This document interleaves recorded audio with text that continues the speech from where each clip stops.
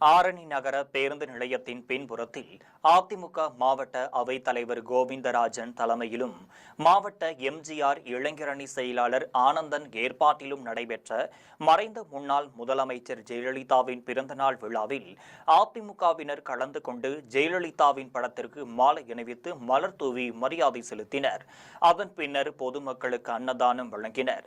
இதேபோன்று ஆரணி நகர வாழைப்பந்தல் சாலையில் அதிமுக மாவட்ட மகளிர் அணி துணை செயலாளர் கலைவாணி தலைமையில் மகளிர் அணி நிர்வாகிகள் திரளாக கலந்து கொண்டு ஜெயலலிதாவின் திருவுருவ படத்திற்கு மலர் தூவி மரியாதை செலுத்தினர்.